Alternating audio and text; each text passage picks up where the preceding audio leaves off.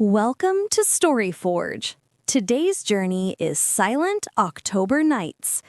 Listen carefully, enjoy the story, and improve your English step by step. Let the autumn atmosphere guide your learning. Silent October Nights.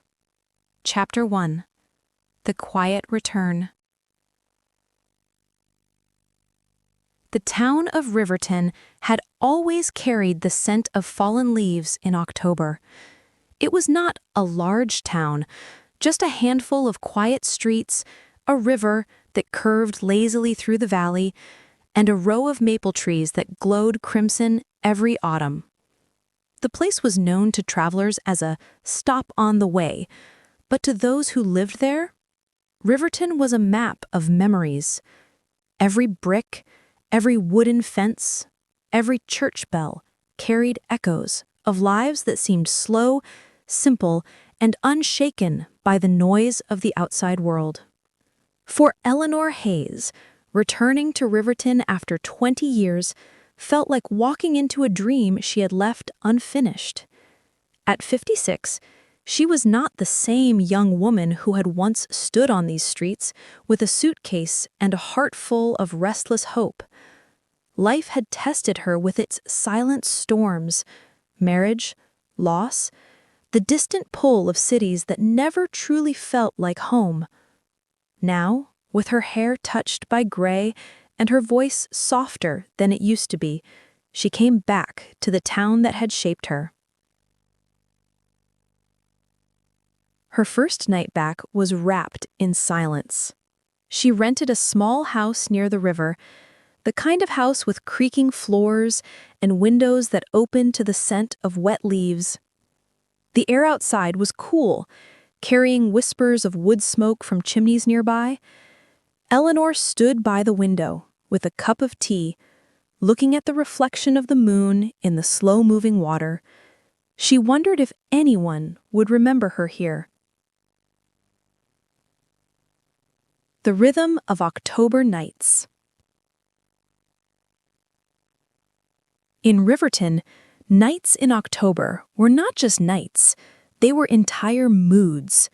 The crickets sang a slow chorus, the wind moved through the branches like an old violinist playing a familiar tune. Somewhere in the distance, a dog barked once, then grew silent. Time itself seemed to walk slower in autumn.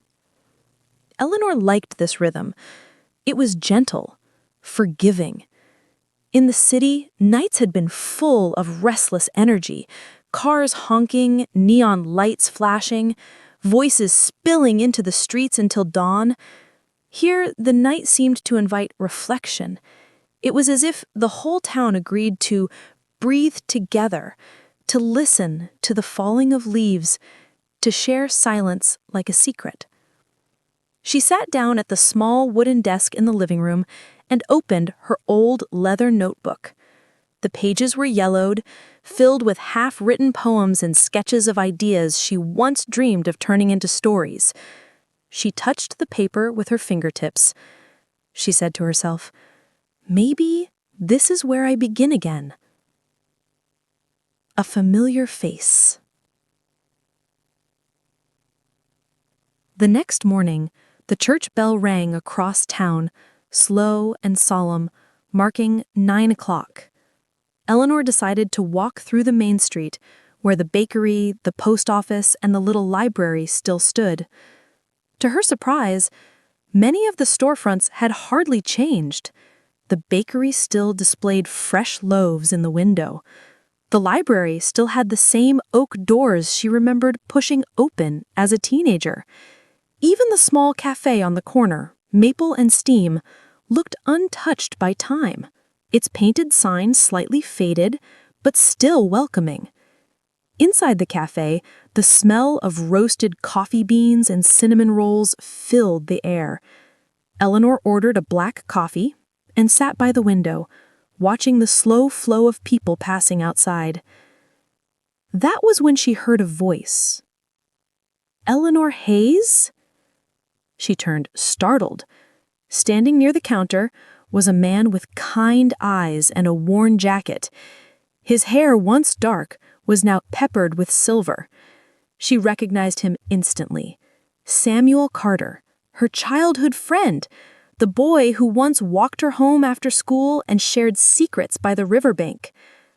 "Samuel," she said, her voice unsteady but warm. "I thought it was you." He smiled. "It's been, 20 years?" "Closer to 22, she replied. They shared a small laugh, the kind that carries both joy and the weight of passing years. Samuel joined her at the table, and for a while they simply looked at each other, adjusting to the surprise of reunion. The conversation of memories. They spoke of simple things first: how long she had been back, what she planned to do, whether the old music hall was still standing. Samuel told her he never left Riverton. He had taken over his father's hardware store, kept it running even when business slowed. He never married, though life had given him chances. "And you?" he asked gently. Eleanor hesitated. "I married. Then I didn't. Life happened. Some good years, some heavy ones." Her eyes wandered to the window. Outside, a gust of wind lifted a handful of red leaves, sending them swirling through the street like dancers. She watched them in silence before returning her gaze to Samuel. "It feels strange," she admitted.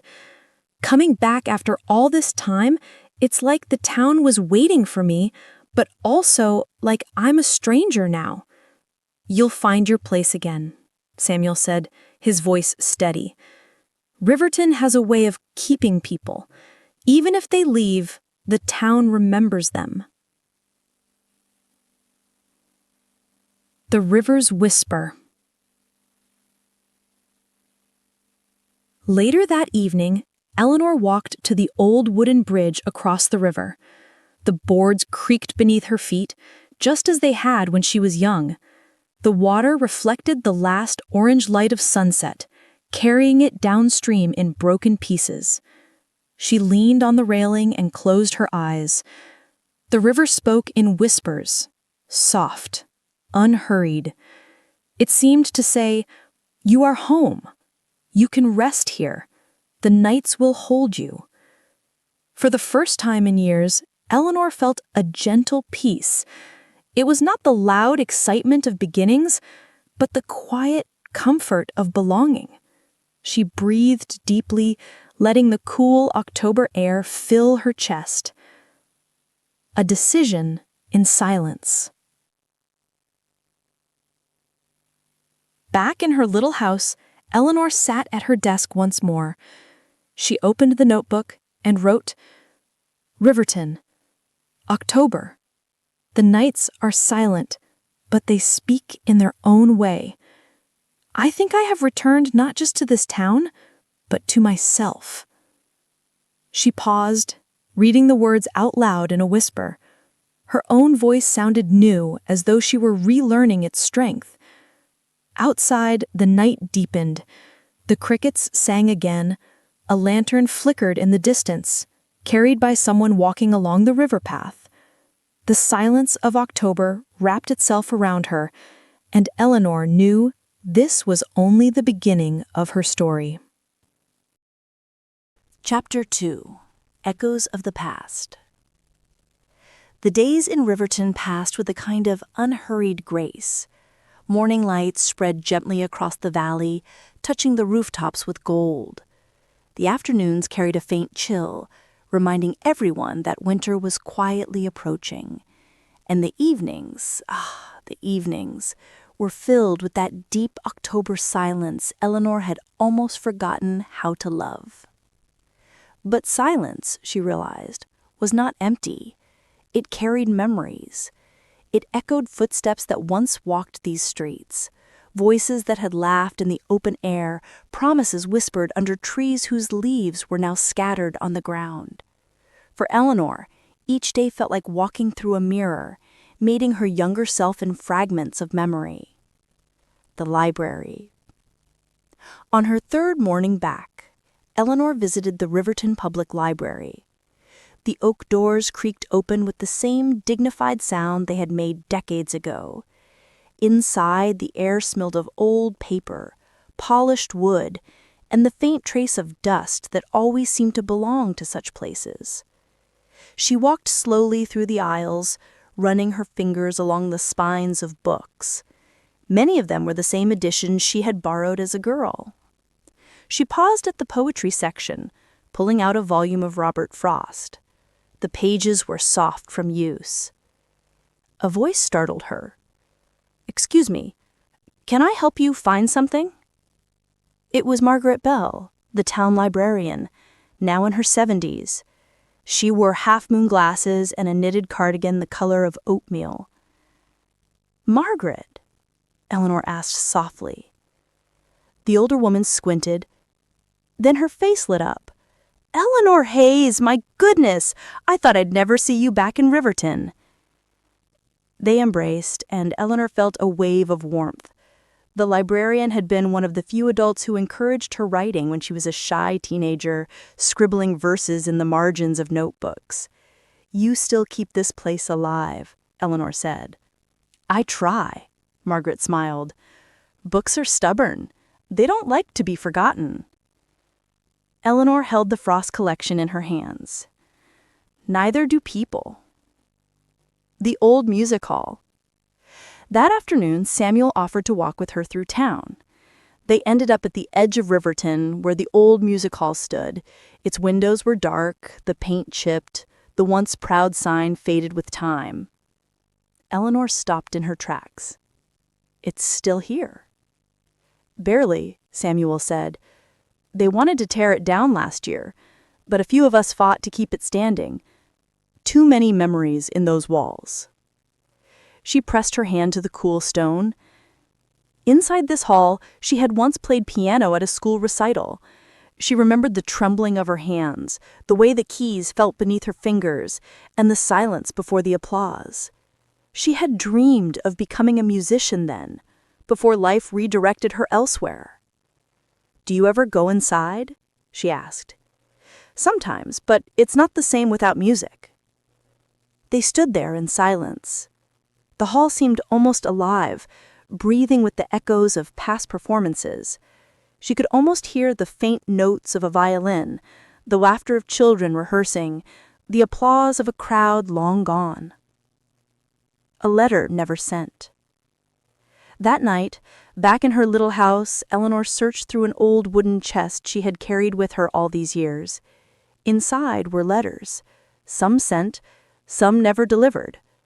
One envelope, yellow with age, caught her eye. It was addressed to Samuel Carter, written when she was 18. Her hands trembled as she unfolded the paper. "Samuel, I don't know how to say this, but before I leave Riverton, I need you to know.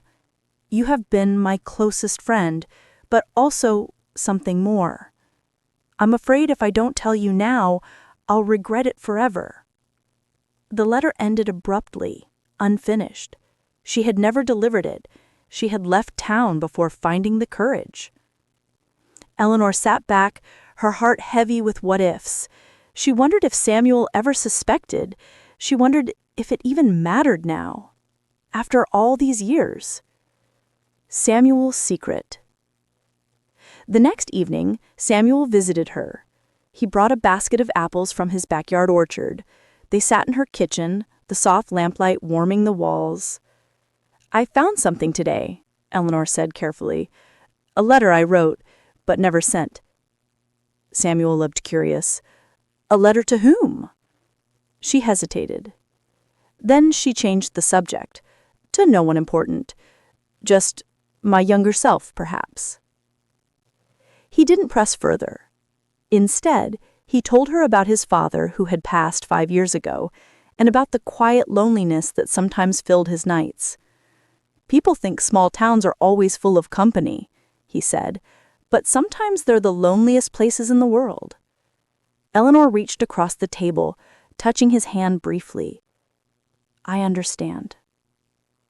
For a moment, their eyes held the weight of unspoken truths. Then Samuel smiled faintly and changed the subject to the autumn festival coming soon, the one that Riverton had celebrated for generations. The autumn festival. By mid-October, the town was buzzing with preparations. Lanterns were strung across the main street, children painted pumpkins, the scent of cider drifted from doorways. Eleanor watched it all with quiet wonder, feeling the town's heartbeat at every detail. One evening, she joined Samuel by the river where townsfolk tested floating lanterns. The water carried tiny golden lights downstream, the reflections trembling on the surface. "It's beautiful," Eleanor whispered. "It always is. The festival is when Riverton remembers that even endings can glow." The words stayed with her long after she returned home. Endings can glow. Perhaps her own return to Riverton was not just about memory, but about discovering a new beginning inside the silence of October nights. That night, she wrote again in her notebook.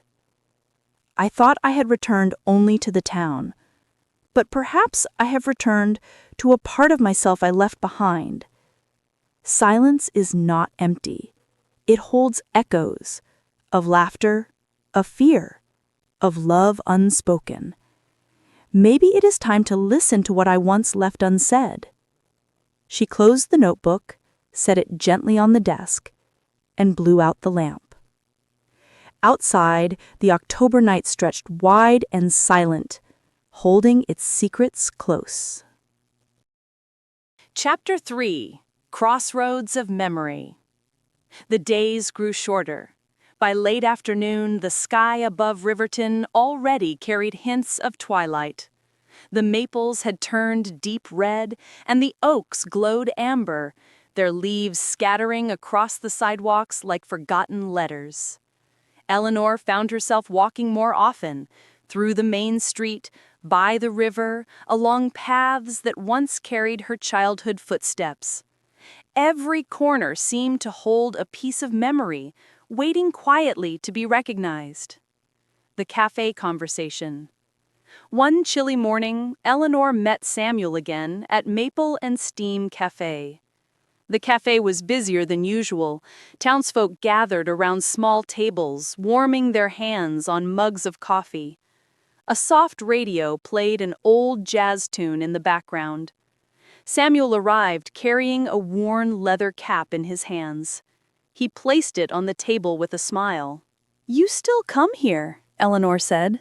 "Every morning. Old habits don't leave easily." They talked about simple things.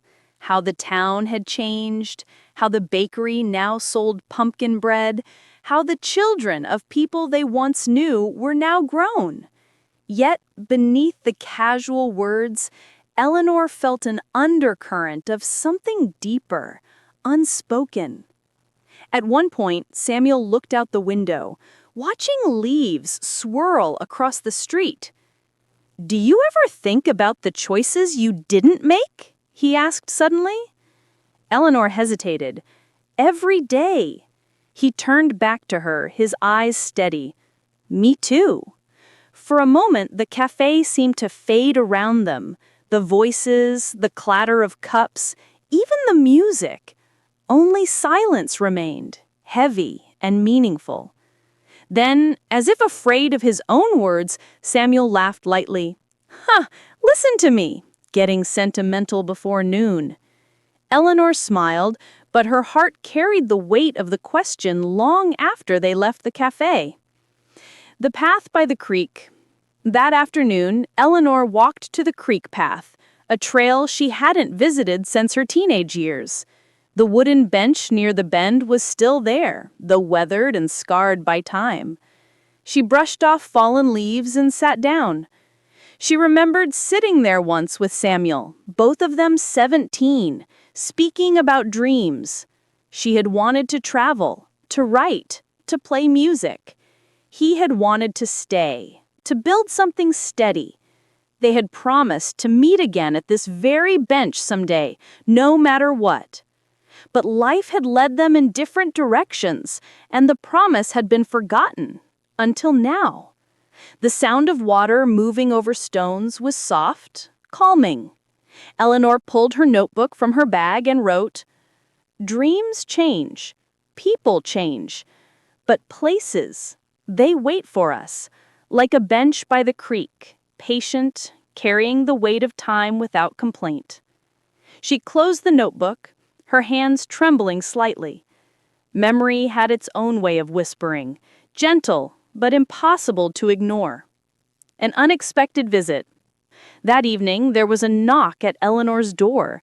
She opened it to find Margaret Bell, the librarian, holding a small box. "I was cleaning the archives at the library, and I found something that belongs to you."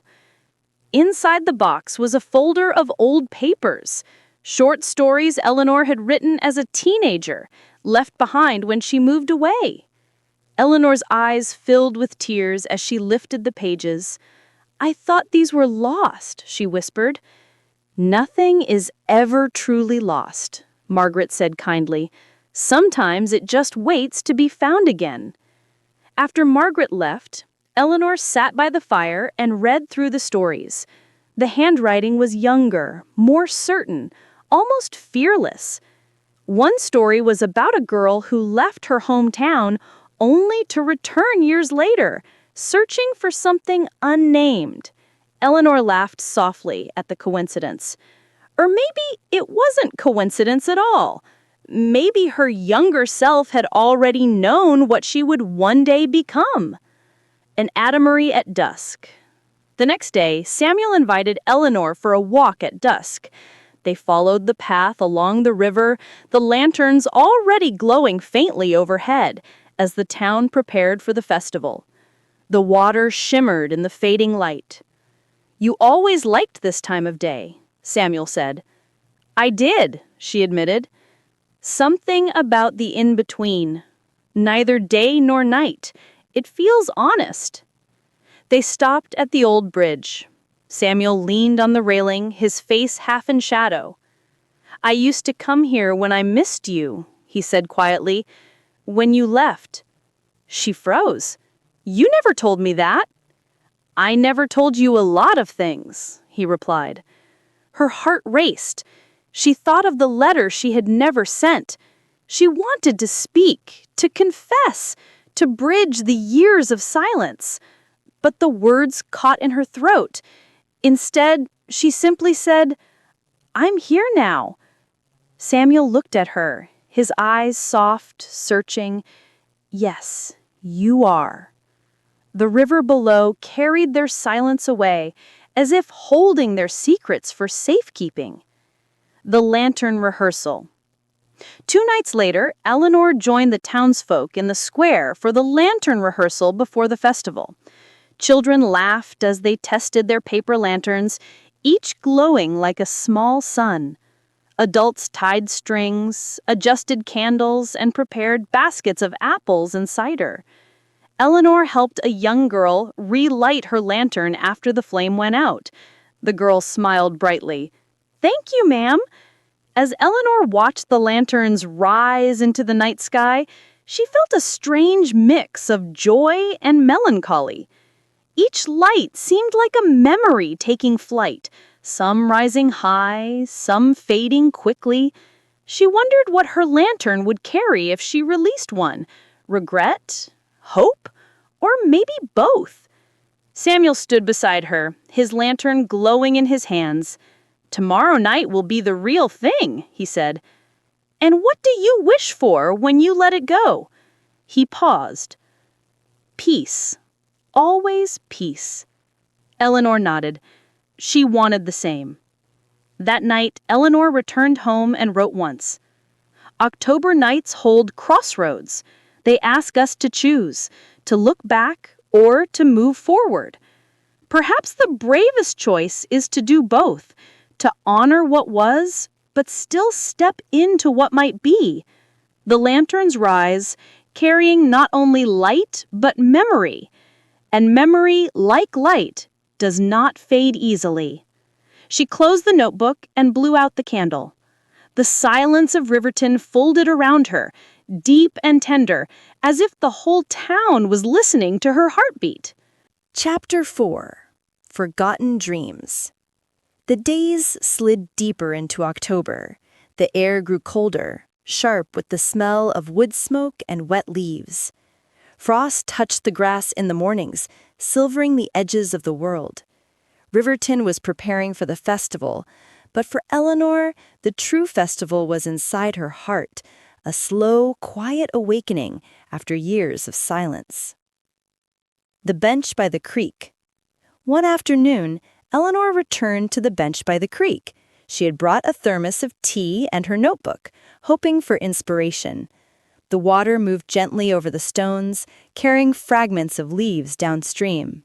The sound was soothing, like an old lullaby. She opened her notebook and began to write, not poetry this time, but a story.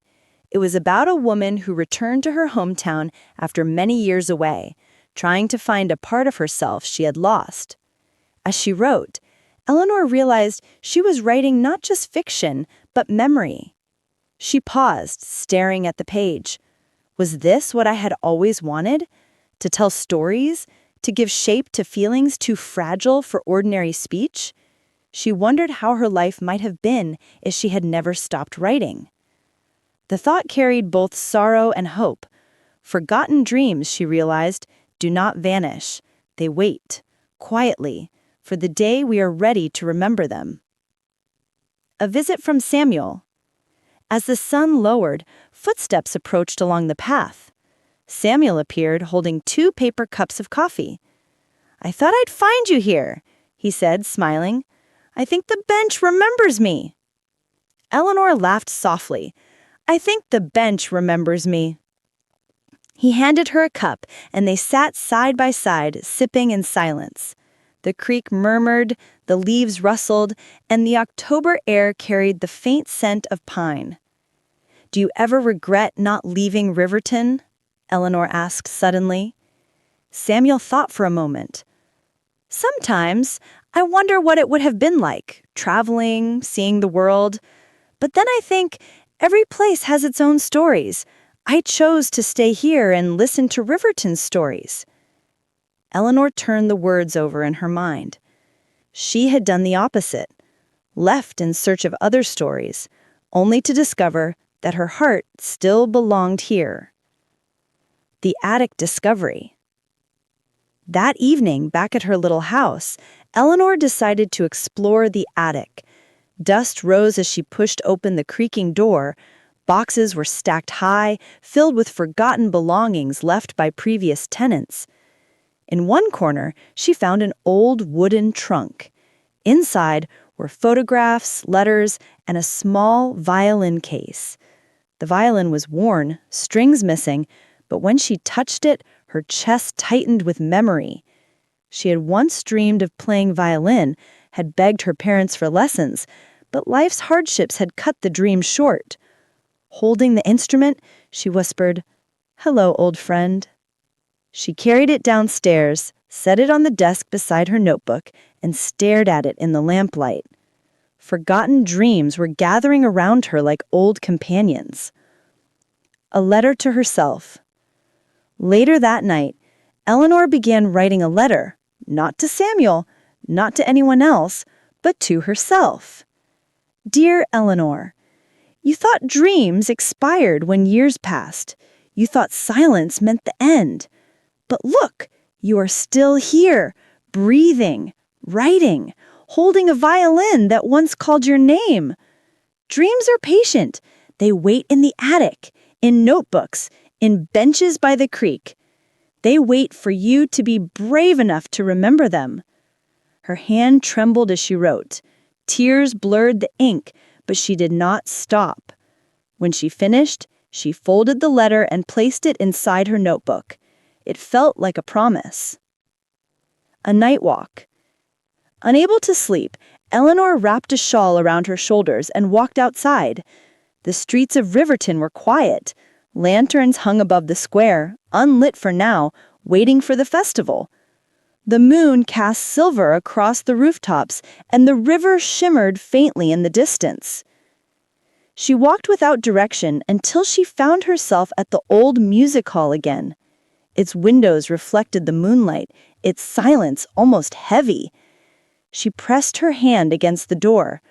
"Play again," she whispered to the hall, as though speaking to herself. "Play again, even after all these years." The wind answered, carrying a single dry leaf across the steps. Confession delayed. The following day, Eleanor met Samuel at the hardware store. He was busy helping a customer, but when he saw her, his face brightened. "I'll walk you out," he said once the shop was quiet. They stepped into the cool air, the smell of pine and iron lingering from the store. Eleanor wanted to tell him then about the unsent letter, about her feelings from long ago. Her heart beat fast, her mouth dry, but the words stuck. Instead, she asked, "Will you go to the festival with me?" He smiled warmly. "Of course, I wouldn't miss it." She forced a smile in return. Some truths, she thought, needed the right night to be spoken. Maybe the Lantern Festival would be that night. Forgotten dreams and new beginnings. As the week closed, Eleanor sat once more at her desk.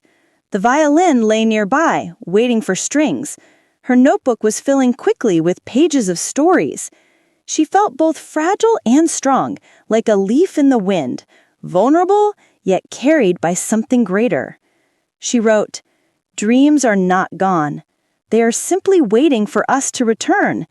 In the silence of October nights, I hear them calling, not with urgency, but with patience, as if they always knew I would come back." She closed the notebook, leaned back, and listened. Outside, the crickets played their endless song. The October silence folded around her, not empty at all, but full of memory, hope, and the quiet glow of forgotten dreams. Chapter 5. The Lantern Festival. The night of the festival arrived, crisp and cool. The whole town seemed to hold its breath as twilight spread across Riverton. Children carried paper lanterns, each glowing with soft, golden light. The streets smelled of roasted chestnuts, cinnamon, and apple cider. Music drifted from the square. A violin, a guitar, and the gentle beat of a drum. Eleanor had almost forgotten how beautiful the festival could be. Lanterns swayed above the street like floating stars. Stalls lined the square, selling pies, handmade scarves, and carved wooden toys. People greeted one another warmly, their breath visible in the autumn air. For Eleanor, this was more than a festival. It was a moment of belonging, of return. Meeting at the square. She wore a simple wool coat, her gray scarf wrapped snugly around her neck. When she reached the square, Samuel was waiting near the fountain, holding 2 lanterns, one for himself, one for her. "You look," he hesitated, then smiled. "You look like autumn itself." Eleanor laughed softly. "That's the kindest thing anyone has said to me in years." They joined the crowd, moving slowly through the square. Samuel greeted nearly everyone. He seemed woven into the fabric of Riverton itself. Eleanor, though, felt like both a guest and a long-lost neighbor returning home. The lighting of the lanterns. As night deepened, the mayor stepped onto the small wooden stage. His voice carried warmly across the crowd. "Friends, neighbors, tonight we honor tradition. We remember the past and light the way for the future. May these lanterns carry our hopes into the October sky." One by one, the townsfolk lit their lanterns. Flames flickered alive, glowing against the darkness. Children squealed with joy as the lanterns began to lift, floating upward, hundreds of tiny suns rising into the night.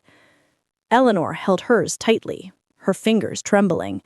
Samuel stood close beside her. "What will you wish for?" he asked quietly. She met his eyes. "Courage." He nodded.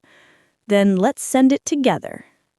They lifted their lanterns at the same time. The warm light glowed on their faces before drifting skyward, joining the others. Eleanor watched until hers was only a golden speck in the stars. The dance of memory. Music filled the square, an old folk tune, played with laughter and energy. Couples began to dance, spinning under the lantern-lit sky. Children clapped, their faces glowing. Samuel offered his hand. "Dance with me?" She hesitated. "It's been years." "Then it's time," he said, in his eyes kind. She placed her hand in his. They moved slowly at first, then found the rhythm together. Eleanor felt herself laughing, really laughing, for the first time in years. Her coat swirled, her cheeks flushed, and for a brief moment she was 17 again, alive with possibility. When the song ended, they stood close, breathing in the crisp air. The silence between them was not awkward. It was full, like the pause between heartbeats. Confession near the fountain. Later, when the music softened and the crowd dispersed towards stalls and fires, Eleanor and Samuel found themselves by the fountain. The lanterns still floated high above, their reflections shimmering in the water. Eleanor's heart pounded. She knew the moment had come. The letter, the years of silence, the words she had carried, she couldn't hold them forever. "Samuel," she began, her voice trembling, "there's something I never told you. When I left Riverton all those years ago, I wrote a letter to you. I wanted to say—" She stopped. The words seemed too heavy, too fragile all at once. Samuel's eyes were soft, steady. He waited, patient. Eleanor forced herself to continue. "I wanted to say that you were more than a friend to me, that I cared for you, that leaving was the hardest choice I ever made." The silence that followed felt endless. Finally, Samuel spoke, his voice low. "I always knew, Eleanor. I felt it. And I cared for you too. I still do." Her eyes filled with tears. "After all this time?" "Time doesn't erase everything," he said. "Some things stay." They stood there, lantern light dancing in their eyes, the years between them folding quietly away. A spark of hope. They did not kiss, not yet, but the closeness between them was undeniable. Samuel reached out and took her hand gently, his touch warm against the cold air. "Maybe this is our second chance," he said softly. Eleanor smiled through her tears. "Maybe it is." The festival continued around them, music, laughter, the glow of lanterns. But for Eleanor, the world had narrowed to this moment. The warmth of his hand, the honesty of his voice, the feeling that forgotten dreams might finally awaken. That night, when she returned home, Eleanor sat at her desk. The violin still rested nearby, waiting for strings. Her notebook lay open. She picked up her pen and wrote, "Tonight, I remembered what hope feels like. It glows like a lantern in the sky, fragile, fleeting, yet beautiful. Perhaps life is not about holding on to the past or fearing the future. Perhaps it is about finding the courage to light the lantern, release it, and watch it rise." She set the pen down, her heart full. Outside, a few last lanterns floated across the October night, glowing like promises against the darkness. Chapter 6. A New Beginning. The morning after the Lantern Festival felt different. The streets of Riverton were still, covered in a thin mist that clung to the cobblestones. The air smelled faintly of smoke from the fires that had burned late into the night. Autumn leaves lay scattered, golden and damp, like confetti left behind after a grand celebration. For Eleanor, waking in her old house, everything seemed touched by a quiet brightness. She rose early, her heart still warmed by the memory of Samuel's hand in hers, the glow of the lanterns rising into the October sky. Returning to the violin. She walked into the small parlor where the violin case still rested on the table. For weeks she had only looked at it, unable to touch it. But now, something inside her had shifted. With careful hands, she opened the case. The violin's surface gleamed, though the strings were still missing. She traced the curve of the wood, her timbers trembling. "I'm ready," she whispered. Later that morning, she walked down to the little music shop on Main Street. The shopkeeper, an elderly man with spectacles and kind eyes, looked up as the bell rang. "Well, if it isn't Eleanor Whitmore," he said warmly. "I heard you were back. What brings you in?" "My violin," she said, holding it out. "I'd like it restrung." He examined the instrument carefully. "Fine craftsmanship. It will sing again." Her heart fluttered at his words. Samuel's visit. That afternoon, as she brewed tea, there was a knock at the door. Samuel stood on the porch, holding a paper bag. "I brought something," he said with a grin. Inside the bag was a loaf of warm bread and a jar of apple butter. "I thought you might need proper Riverton comfort food." They ate together at the kitchen table, sunlight streaming through the lace curtains. It felt natural, almost too natural, as if the years apart had been nothing but a long pause. "Eleanor," Samuel said after a while, "I know last night was a lot, but I don't want to rush you.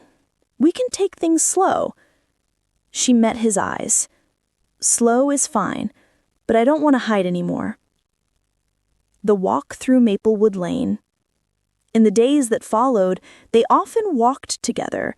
Their favorite path was Maplewood Lane, a winding road lined with tall, ancient trees. The leaves created a canopy of fire, scarlet, gold, amber. When the wind blew, the branches whispered softly, and leaves spiraled down around them like blessings. "Do you ever think about how life might have been if we had stayed?" Eleanor asked one afternoon. "All the time," Samuel admitted. "But then I remind myself, we still have this moment, and maybe that's enough." His words sank deep into her heart. For the first time in years, she felt her life stretching forward, not only backward. The first notes. When the violin was ready, Eleanor brought it home. She tightened the bow, tuned the strings, and lifted it to her chin. At first, her hands shook, and the sound that came was rough, uncertain. But slowly the music began to flow, halting, then steady, then strong. Samuel, who had stopped by that evening, sat quietly, listening. His eyes softened as the melody filled the room.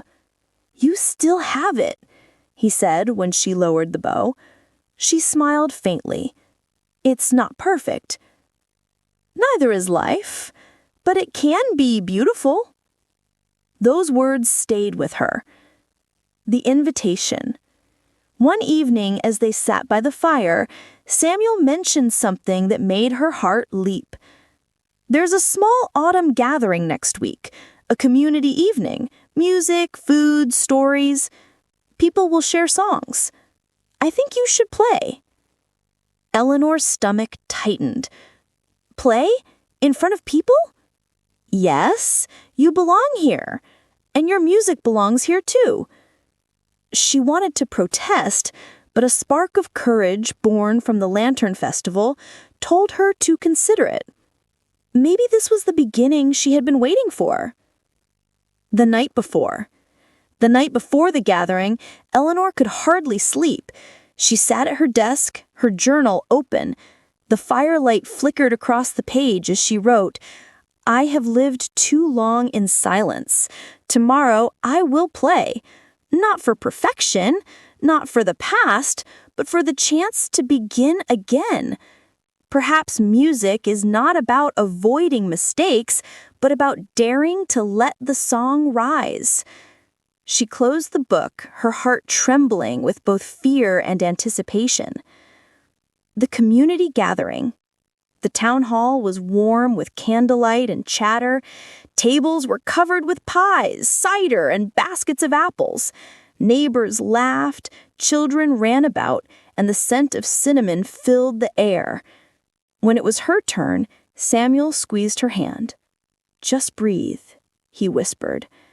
Eleanor stepped forward, violin in hand. The crowd quieted. She took a deep breath, placed the bow on the strings, and began to play. At first, the notes wavered, but then the melody took shape, a haunting, tender tune that seemed to carry the spirit of October itself. The room held its breath. Some closed their eyes, swaying softly.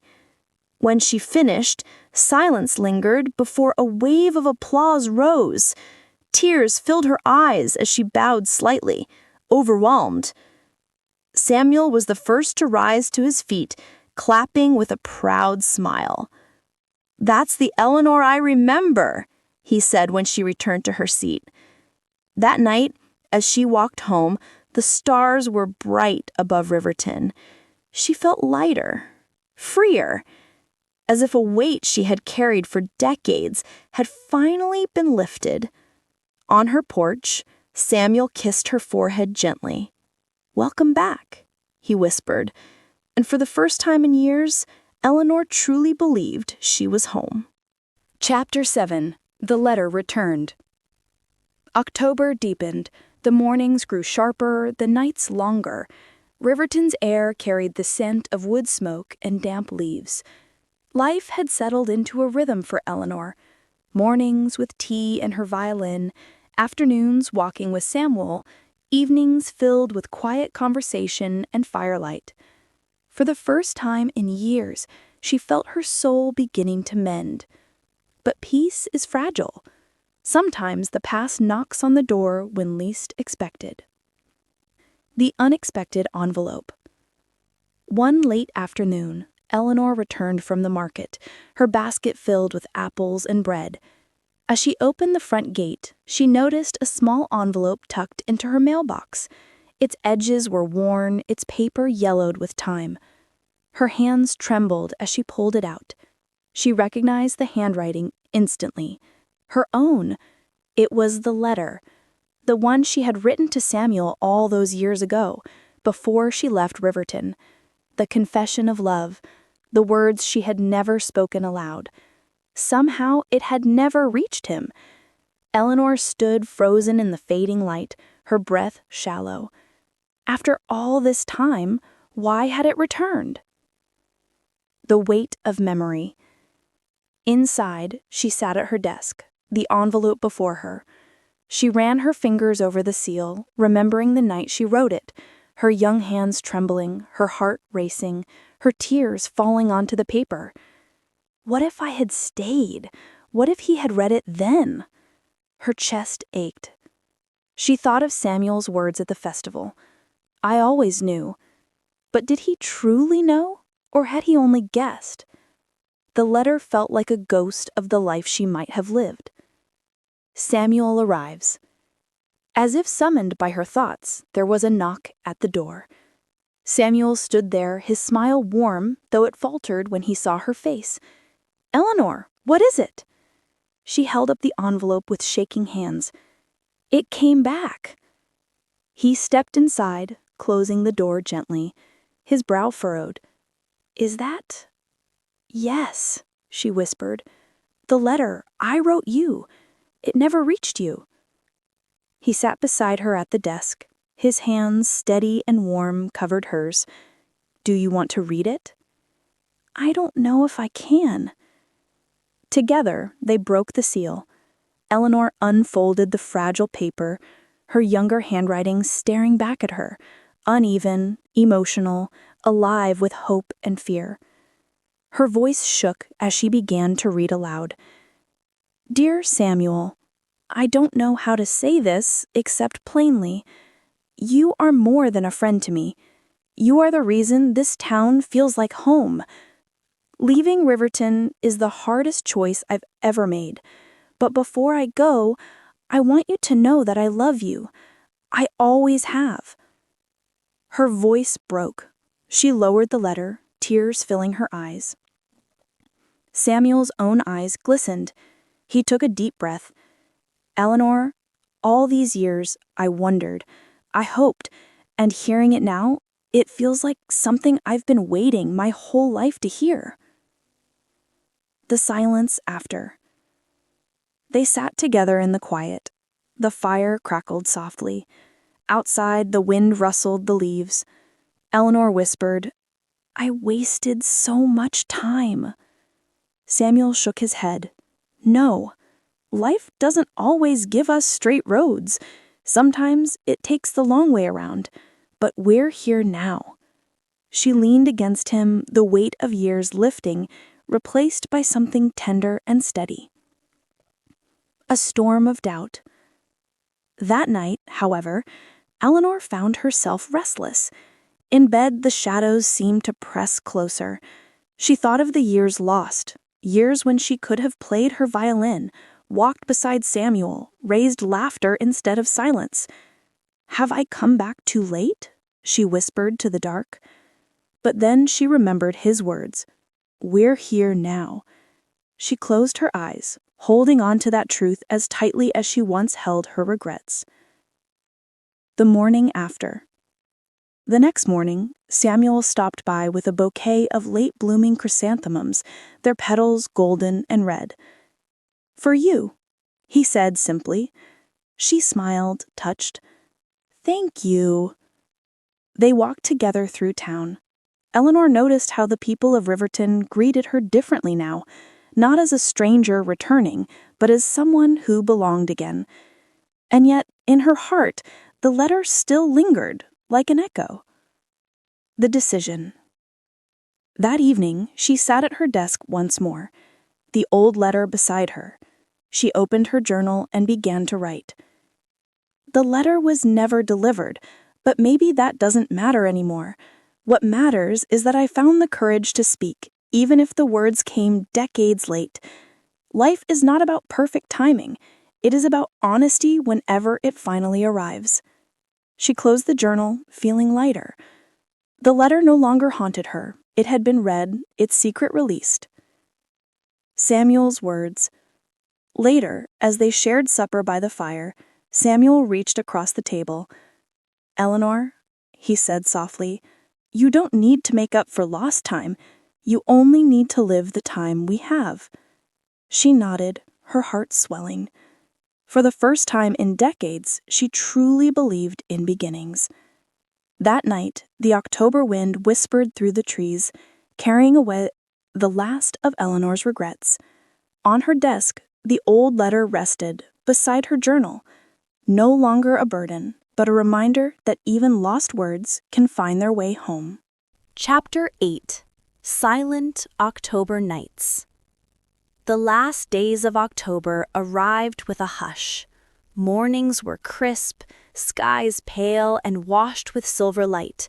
The trees stood half bare, their remaining leaves trembling in the cool wind. Riverton had quieted after the festival, but in that stillness, something tender lingered, like a note sustained after the bow had left the string. For Eleanor, each day felt like a gift. She woke with the sound of sparrows at her window, made tea, and practiced her violin. Samuel often joined her, bringing fresh bread or cider. Sometimes they spoke for hours. Sometimes they sat in silence, content with one another's presence. It was a season of gentleness, of rediscovery, but it was also fleeting. October would soon give way to November, and Eleanor knew that change always followed close behind. The invitation. One morning, Samuel appeared with a spark in his eyes. "The town is planning a small concert next week," he said. "Local musicians, storytellers, a farewell to October." Eleanor raised her brows. "And you're telling me this because?" He said simply, "You should play." Her stomach tightened. "Samuel, I've only just begun again. I'm not ready for a concert." He reached for her hand. "You're more ready than you know. Music isn't about perfection. It's about truth. And you have truth to share." She looked at him, his steady confidence wrapping around her like warmth. Slowly, she nodded. "All right, I'll play." Preparing the song. That week, Eleanor practiced every morning. At first, her fingers stumbled, her bow slipped, but with patience, the melody grew clearer, stronger. She chose a simple tune, an old folk song she and Samuel had once heard as teenagers under the same October sky. As she practiced, memories returned. Laughter in the schoolyard, whispered secrets by the river, the silent ache when she left. Her music carried all of it. The longing, the regret, the hope, the love. By the end of the week, the melody flowed like breath. Imperfect, yes, but honest. The concert night. The town hall glowed with lanterns and candlelight. Families filled the rows, children perched on laps. The air buzzed with excitement, the scent of mulled cider and roasted nuts drifting through the room. Eleanor waited backstage, violin in hand. Her heart pounded like a drum. Samuel stood beside her, his presence steadying her nerves. "You'll do beautifully," he said softly. She smiled nervously. "Stay close," he said, "always." When her name was called, Eleanor stepped onto the stage. The crowd grew quiet. All eyes turned toward her. She lifted the violin to her chin, her bow poised. For a heartbeat, the silence was so deep she could hear her own pulse. Then she drew the bow across the strings. The song of October. The melody rose, fragile at first, then stronger. It was the song of autumn, of rustling leaves, of lanterns rising into the night, of love once lost and found again. It carried her story, her letter, her silence, her return. People leaned forward, their faces soft with wonder. Some closed their eyes, swaying gently. Samuel watched from the front row, his gaze never leaving her. As she reached the final note, her hands steadied, her heart lifted. The sound lingered, delicate and true, before fading into silence. For a moment, the hall was still. Then applause erupted, warm and thunderous, filling the room like a rush of wind. Eleanor lowered her violin, tears shining in her eyes. She bowed, overwhelmed. After the concert, when it ended, neighbors came to her, praising her courage, thanking her for sharing her gift. But it was Samuel who waited quietly, a soft smile on his lips. "You played your truth," he said. I nodded, my throat tight. "And you heard it." He said, "I always have," he whispered. They stepped outside together into the cool October night. The air was crisp, the stars scattered like lanterns across the sky. The square was empty now, but echoes of music still seemed to float in the air. The confession fulfilled. At the fountain, where the lanterns had once reflected, Samuel stopped. He turned to her, his eyes shining in the moonlight. "Eleanor," he said, his voice low and steady, "I don't want to lose another season with you. We've already lost too many. Stay, not just for now, stay, with me." Her breath caught, her tears blurred her vision. "Samuel, I was so afraid it was too late." He shook his head. It's never too late for love. And this time she didn't hesitate.